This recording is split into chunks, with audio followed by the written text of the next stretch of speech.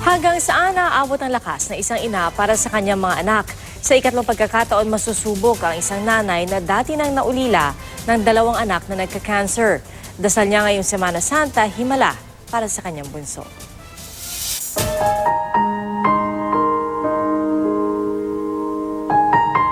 Kasalang may tono ng pamamaalam, viral video kumurot sa puso ng marami, pero lalo sa pamilya ni Roden Go na tuluyang pumanaw noong 2014. Nang sumunod na taon, dahil din sa liver cancer, kinuha na rin ng langit ang sumunod na kapatid na si Chef Haset. Ngayon, ang bunso naman ang tinamaan ng parehong sakit, si Hisham. After nung namatay si Kuya Hazy, nagpa-screening kami lahat. Tapos nalaman namin na si Haset may stage 3 cancer. Tapos ako may liver cirrhosis. So ever since then, regularly na kami nagpapa-check up. Tapos nitong recent check-up ko, February, nalaman ko na may stage 1 cancer na ako. Ang pinagdaanan sa dalawang anak at ang pait ng kalbaryo, tila na numbalik ngayon kay Ginang Lorelai Go. Ang una-una na sabi ko, Lord God,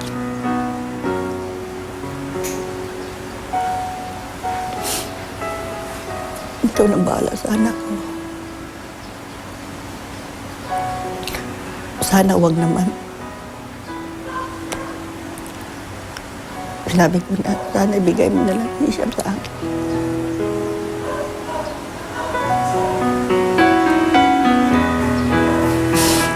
Kasi hindi ko na kaya. Pero di hinahayaan ni Hisham na magupo siya ng karamdaman. Nung nalaman ko may liver cirrhosis, nag-give up na ako sa meat. Pero fish, okay pa din. Mahilig po ako mag-basketball. Minsan umaakyat din ako ng bundok. Tapos tumatakbo. Tapos computer. Yun lang po. Minsan nagbablog ako about basketball. Inspirasyon sa kanila ang naiwang anak ni Kuya Roden. Ang mag-ina patuloy na humuhugot ng lakas sa may kapal.